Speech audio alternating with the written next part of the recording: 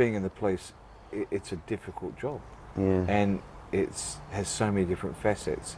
So whilst I'm now not in the police, now I've retired from the police, I understand the difficulties they face every day, and the difficulties the public have in that we can't keep people in the police, because it's a tough job, and it's not for everybody, but it's a necessary job. And so I take my own grief as part of that, thinking, well, working in the police for a long period of time, you have a pretty ordered way of thinking, because you have to. Yeah. Particularly dealing with crime scenes, dealing with relatives of people that have lost family members in whatever that might be, a road accident or even a murder.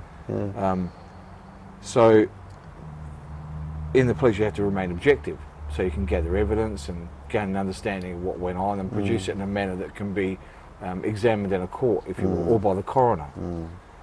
But that's all okay, but nothing prepared me personally for the loss of my dad.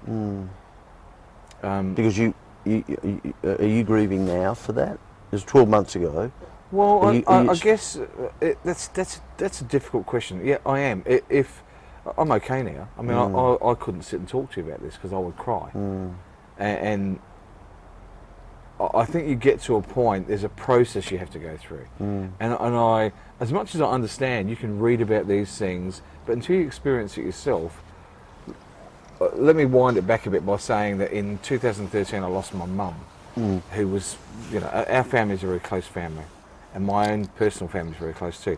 So losing my mum, particularly during that we were doing the talent show at the time, Australia's Got Talent, I had a lot of things I had to deal with. So I can look back now, it's almost like watching a video of your own life. I can look back now and think, right, when Mum died, I was in the middle of Australia's Got Talent, my dad had already had a stroke, my dad's now left without his wife, my mum, so I have to deal with him. My brother was uncontrollably grieving, so I had a lot, and I had to organise the funeral. So I had a lot of things that I had to do to make everything work. Lots of boxes to check.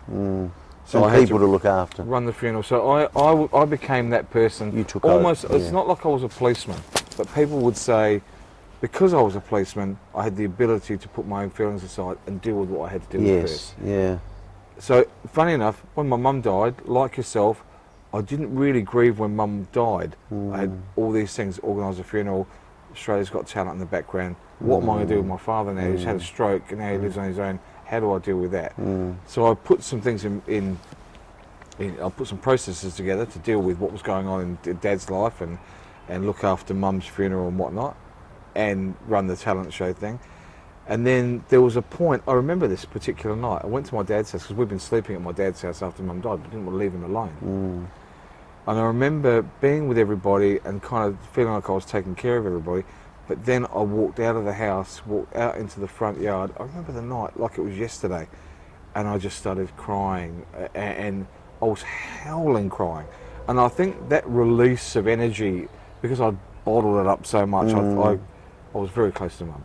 And it's funny that it had not gone from my memory, but that's buried in my memory. My wife came out and wasn't really sure what to do with me, because I couldn't control the grief that I had. So that was okay with Mum. That was a short monograph. Then as time went on, after Mum had gone, I had Dad to look after, and I almost, this is the thing about grief, I almost felt guilty that I didn't feel so bad, a bit like you with your dad. But I had grieved somewhat for my mum.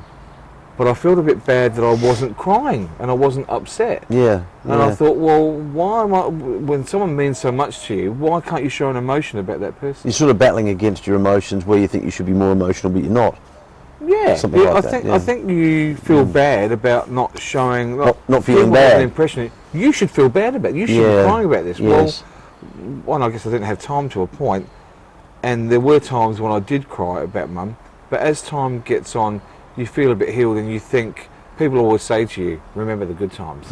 Remember those people for what they are. That's a really important thing in my life. I mean, I don't know that other people might feel the same way as maybe we feel, but then that still didn't prepare me to lose Dad. So when Dad went, because he was living across the road. We're here, we're in my house. He was right across the road in an old folks' home. He would come here every day. Had an electric wheelchair, so I saw him and spoke to him every day. Yes. And then when he got a little bit sick, he had quite a colourful life. After he had his stroke, we called him the cat with 9 lives. He fell on his face.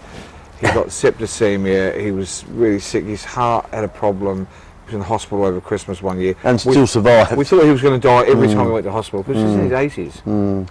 And I might say, a remarkable man. He was not travelling so well, not eating very much. That's what happens. That's a sign there. These are signs that we don't pick up. Yeah. So anyway, what happened with Dad was he was doing okay, doing really good. Then he started not eating very well, and still okay. His weight went down a bit, so I was conscious of that.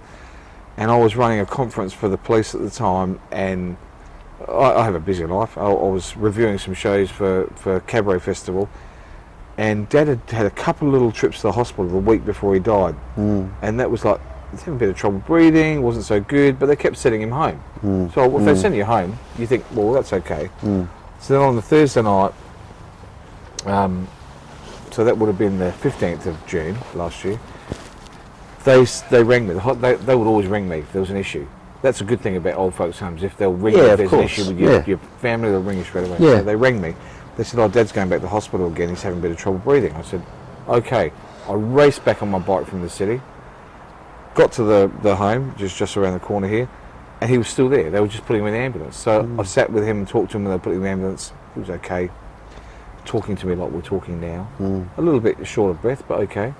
So then I followed the ambulance to the hospital. I stayed in the hospital with him till midnight, and then I said to him, we all think this with our family, don't we? Everything's going to be okay. I said to Dad, I'll stay. He said, no, don't stay. Go home. You come back in the morning. I'll be fine. Yeah. He actually spoke to me like that. And I said, are you sure you're okay? I remember holding his hand, looking into his eyes, and I was kind of testing him to see if he was okay. Yeah. Because I'm thinking, should I stay or should I go? But he wanted me to go, so I went. So 2 hours later, they phoned me, and they said, your dad's just passed away. Oh my God. I was in bed. I'd gone to sleep. I was tired. It was now about, well, it must have been 2 o'clock in the morning, or close to that. And I woke up and they said, it's the Royal Adelaide Hospital, your dad's just passed away. And how did he eventually pass away? What did he die of? He had pneumonia. Time? Right, okay. But he was okay 2 hours beforehand when he was talking to you? Yeah, but he must have had pneumonia at that point. So he's in the emergency, they haven't diagnosed it. Of course, But that was a slow, I guess, slow decline from that point over that week. Yeah. I guess they didn't look at it that much. And 89, I mean, people say, well, that's a good age, isn't it? That's okay. It's okay to die at 89. Yeah, it is okay, but it's not your dad. No, absolutely. And you didn't speak to him every day. Yeah. And you didn't become the person that your dad was to you. But so when you got that phone call, what happened? What happened to you? Was one of the worst phone calls I've ever had. That's a really good question, Mark. Because I again, it's like watching a video playback. I sat up, bolt upright in bed, and I screamed. Well, I said no, and I said to the person, no. I calmed myself for a second. I said, I remember saying this to them. You've got the wrong person. I was with my father 2 hours ago. What are you talking about? My dad is fine. So I then, when the penny dropped that this was a final thing, I just started crying uncontrollably. My wife was beside herself, didn't know what to do with me. And I raced back to the hospital. When I got back to Dad, his hands were still warm. We're 10 minutes from the hospital here. I raced back there. And what did you think when you saw him? Funny, dead people don't look like the people that are alive. So they almost look like, my impression of that is they almost look like, when you go to Madame Tussauds and you see wax dummies? Yeah. That's what, sounds horrible, that's what dead people look like, because they're motionless and very still. But I was in a unique situation. I think a lot of people would be like me. I had no unresolved business with my father. Nothing. We didn't have a cross word. There was no, I wish I'd said that, I wish I'd said this, I wish I... So, we all say this. If I could have one more minute, what would I pay for one more minute with my father, my mother, my brother, my sister, my best friend? That's a good question. But I didn't feel that. I felt, I was started to grieve because he wasn't there. And I did cry. I was okay. But I was more about seeing him and allowing myself to understand that he wasn't there anymore.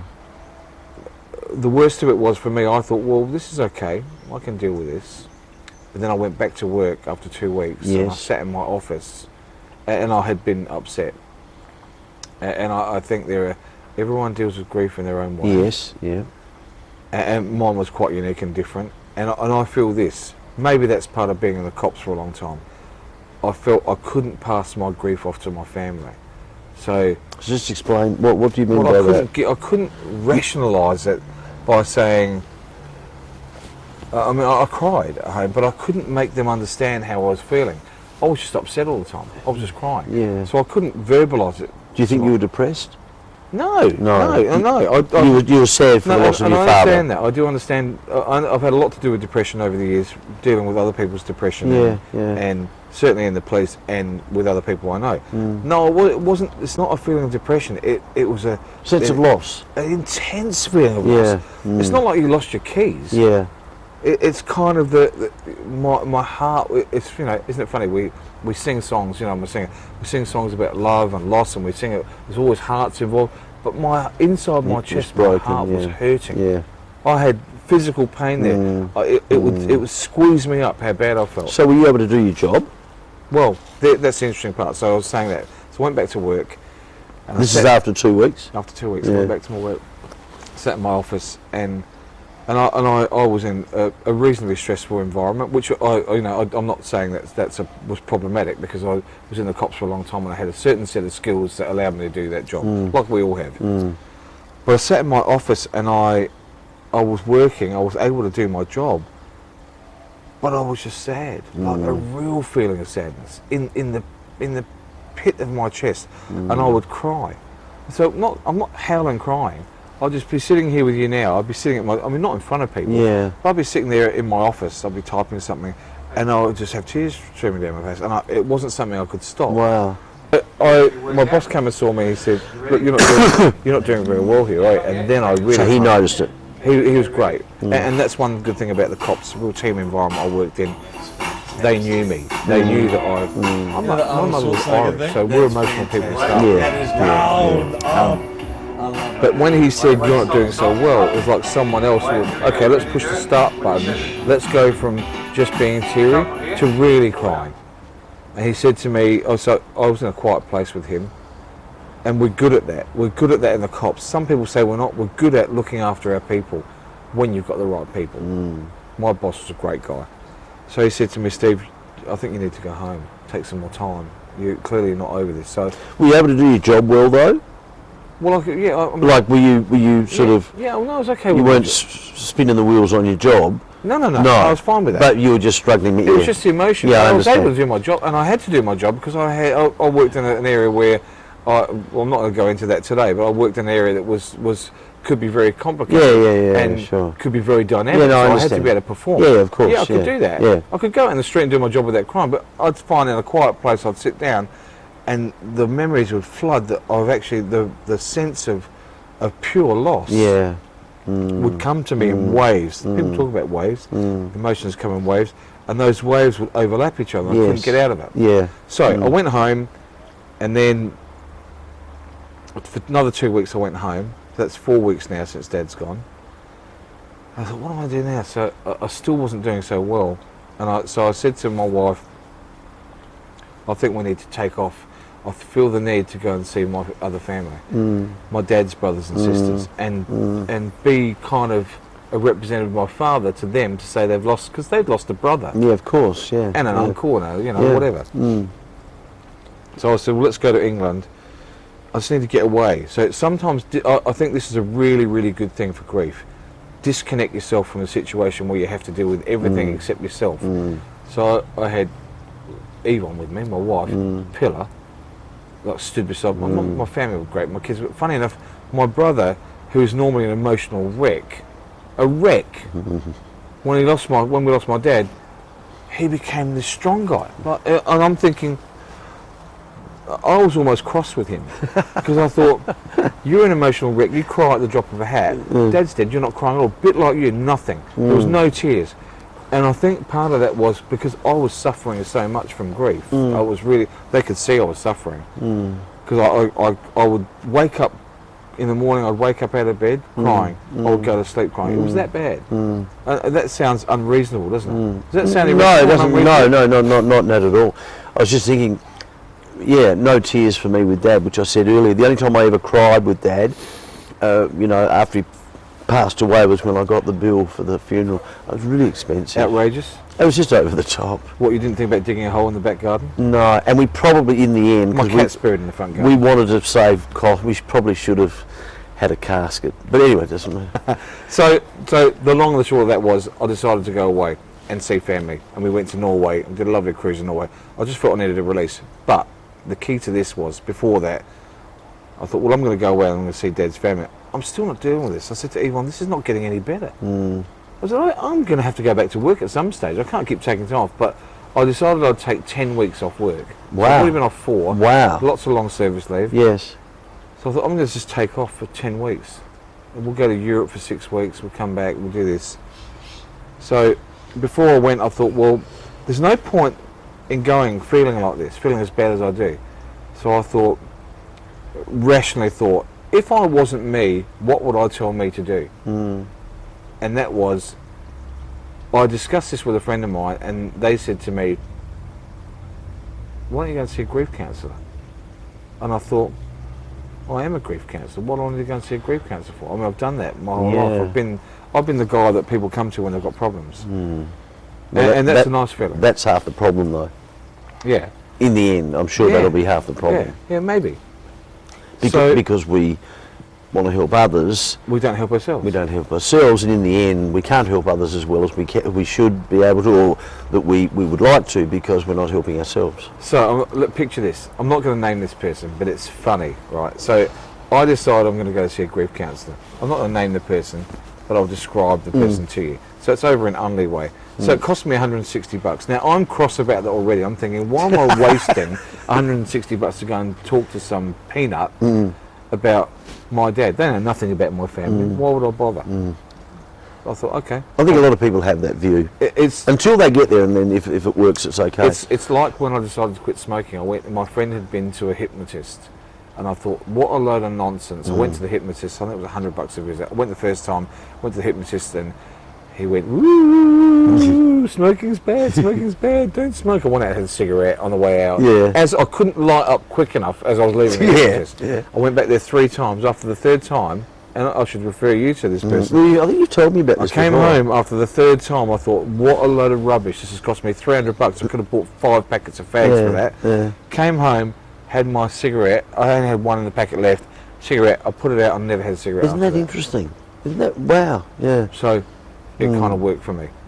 So anyway, I'll go back to the grief counsellor. So made an appointment, went over there. It was just a little old house. Walked inside. It was a nice sort of lounge. So it felt like a bit like Analyse This. Yes. You know, like De Niro and Billy Crystals. Except it was a female. So she's kind of dressed up like Whistler's mother. So picture this, got a little cardigan on. I mean, she hasn't got a bonnet on, but she's kind of an older lady. When I say old, I'm 61. She's probably 50, but she looked like she was 80. I think it was something to do with the dresses. I don't want to insult the person because she was lovely, really nice. But you got to get a picture in your mind. It's not a young person. It's not a really old person, but it was kind of a really sort of dressed older. Yeah, maybe dressed in an old sort of old style. But a very inoffensive person. You would and again, I don't mean this with any amount of disrespect to her, but you would pass this person in the street and you wouldn't remember seeing them. Yeah. She was just innocuous, so, not a bother to anyone. Anyway, come in, sit down. What can I call you? Steve? Steve's okay, yeah, sit down. So then for an hour and a half, I sat with her, and it didn't take much. I could be her. In fact, I'd love to be a grief counsellor, a full-time grief counsellor. She said, very simply, tell me how you're feeling. Well, that just opened the door. Now, the reason it opened the door for me, Mark, is this. I felt I couldn't express all those feelings to my family. I couldn't dump that on them. They've got their own grief to deal with. So I thought, well, I want to talk to this person. So for an hour and a half, I was a bit angry. I was very sad. I cried. I laughed. I spoke through all the range of emotions I had. After an hour and a half, I got up and left. I thought, well, that was a complete waste of time. Oh, so okay. But it wasn't. It wasn't a waste of time at all. Because when I left, I felt a bit offloaded. I don't know how... It was cliche, but... You know when you bring the shopping bags in for the shop? Yeah, and then you put them down. You put them down and go... Yeah, oh, yeah, of God, course. right. I felt a bit like that. Yeah. I felt a bit like Yeah. I've unloaded some stuff that I couldn't get rid of. And then I thought, now I'm going to go and see my dad's family. And I know I'm going to be upset when I talk about my dad, but I'm going to be able to help them deal with their grief. Yes. I could then say, this isn't as bad as it sounds. So what happened was then the crying didn't become every day. After that, it was almost like a turning point for me. I think because I decided I was going to do something about it, rather than just sit there and wail and cry, I was able to move to a point where I could start to deal with it. Now, we're having this conversation today. I honestly, you can ask my wife about this. You know, you can ask Yvonne about Bruce, just pass me the water. Keep rolling. You can ask Yvonne about about this. You know how bad it was and how much it changed after that trip, and how after a period of time there is a real healing time with grief. And you know, even you listening to me talk about it today, whilst I don't cry now about it, I still have grief. But saying it out loud to you, and because you're my friend as well, helps. It really does help. So the interesting thing about that is, so I think I ended up having a pretty textbook manner of dealing with my grief. Recognise it, allow yourself to grieve, talk to someone about it. You learned about it. I kind of, and I didn't go to a book and say, no, what do I do? But when I look now, if I looked on the internet now and said, what are the stages of dealing with grief? Those things that I did kind of fell into the right boxes. So how are you now? 12 months on. I'm in a better place. You know, I've got my dad was mad for cars. So I've got the old E-Type, and for the first 6 months after Dad, let me say this about the car. Dad was mad for Jaguars. We had a nice E-Type Jag convertible, and I took Dad out in it every weekend when he could. So we would go out every time I was off on the weekend. I'd take him out, we'd go out for lunch. He always wanted the cheapest lunch. He'd want Domino's. I'd say, Dad, we'll go somewhere nice for lunch. No, I want KFC or Domino's, whatever he could get for $5 or $6. He had enough money, but they don't like spending it. But he'd be in the car with me all the time, and I'd look over. He never drove the E-Type that's here. I'd be driving, I'd look over, he'd be there, and we'd have an ice cream. That was our thing. I'd always say to him, we'd go to Rundle Street. Every Saturday or Sunday, we'd go to Rundle Street for an ice cream. And I'd get him an ice cream. I'd say, Dad, do you want an ice cream? He'd say, no. And I'd get him an ice cream, and he'd eat every bit of it. And we'd have a laugh, and people come and look at the car. So anyway, for the first 6 months the car's here, I couldn't sit in the car. I couldn't get in it. I couldn't get in it without crying. Oh yeah, you told me about this. Yeah. So then, I don't know what the date was, but I could look back on the logbook and see what date it was I took the car out. But I took my brother out in the car. This was the first time that you'd done it? First time I took my brother since out. Your dad passed? Yeah, I took him out in the car, and it was more than 6 months. I would sit in the car and I'd just be teary. And then 6 months after he passed, I took him out in the car, put my brother out, and it was sort of okay. And then 2 weeks ago, we had the Jag Nationals, the Jag Day at Glenelg, and I took my son. And for the first time, I was almost teary. I sort of held back the tears. I let my son drive the E-Type. Fantastic. First time he'd ever driven. Beautiful. My oldest boy drove me home in the car. Lovely. And I looked over and I was sitting in the passenger seat and I was thinking, I'm Dad. He's me and I'm him. Oh, now you didn't remind me about what I wanted to say before we quit. See, you're just not that bright, are you really? I said, remind me about something. What was important? Oh, what was that? I know, because I have a still memory. Yeah, but you see now the point is, the whole idea of you saying remind me was pointless because I can't remember it. So in the end, you're the one that reminded yourself of it. Why do I have to do that? Why is it? No, well, but remember I told you earlier that you can't remember anything. I can't. Well, I just don't have a great memory. So you saying earlier. So how did that work in media if you don't have a good memory? I'm not sure. But the point I'm making is when you said to me earlier, remind me of this. Remember I said to you, no, that's not a good idea Well, because how I'm not come going you to can remember. that? Yeah, You I can't can remember what to remind that, of. but I can't remember what you told me to remind you. Can you remember? I remember What is exactly. it? So that is that. Out of all that, and There's 20 seconds we'll never get back.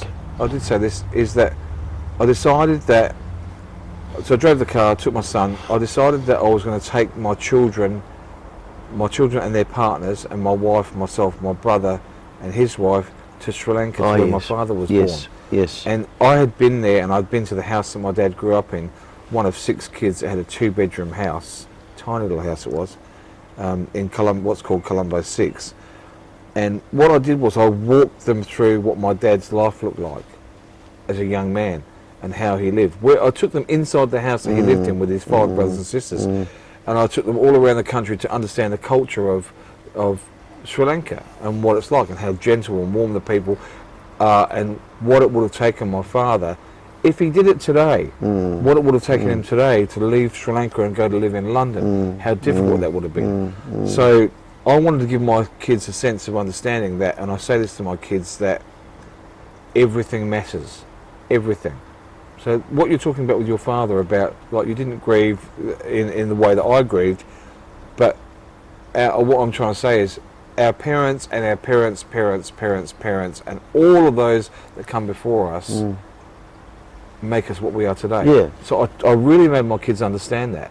My kids embraced the language. My son was trying to learn how to speak Sinhalese now, and they understand that the reason we have a good life here and we can sit out in the backyard by the pool or living in a beautiful place like Adelaide, which is so different than anywhere else in the world. And so whilst things are expensive here, life is not a struggle here for most people. No. There are people that struggle, and I appreciate that. But I made them understand the importance of those that come before us. So that's a constant reminder for me of what my mother and my father did for us to give us the life we have, to allow me to sit here and talk. But for my mother and father, we couldn't have this conversation. No, very true. Simply. I mean, when you go down to those atoms, we don't exist only because of what came before us. So if you don't remember, I took my kids so we took my dad's ashes back to Sri Lanka, some of them. Yes. And we put them in my grandfather and grandmother's grave. But I showed my children my great 5 generations of my family's graves in this graveyard. Oh, wow. We went there and visited it, and they could see that in the sort of 1700s, 1600s, that my family were there. And I said, that is you. That's part of you. Wow. It's not a distant relative or something I've never seen. So they're all in this one grave? They're all in one place. Wow. Yeah, they're all in the one cemetery. Yeah. So our family dates back to Sweden, to a place called Högbo in Sweden. In the 1600s, they were merchant seamen. So, you know, what happened in Sri Lanka, the Dutch invaded Ceylon, as it was back then, and the English came, and, you know, the Portuguese were there. So it was quite a melting pot of different cultures. But I just found it interesting. So I say that what to finish this off is, I will always remember my father, and I will always remember my father with, not just with love, because that's my feeling. I can't give you that feeling. But what I try to give others is a great amount of respect for what he was able to achieve in his life, and that he was able to, certainly in later life, I always had a good relationship with him. But in later life, for him, he was able to understand his own emotions a lot better, because he was kind of taught not to have them. Work hard, make money, look after your family. Don't worry about how you feel about that stuff. That's what that generation was like. Just do all those things. Get on with it. And then that's why a lot of people end up going down the pub and drinking half their life away, because they're so busy working they don't think about their own mental health. And that's a whole other subject, isn't it? Mental health. Well, look, that's. I'm pleased. I'm pleased you're well. I don't know what that noise is. They're just digging a hole to put you in after this interview. I'm pleased we had a chat about that. You know what? I'm really pleased that we've done this. You haven't got any? You got any lozenges? I probably have. All right, let's do. There's a small cost involved. Let's I'm do sure I that. could find something.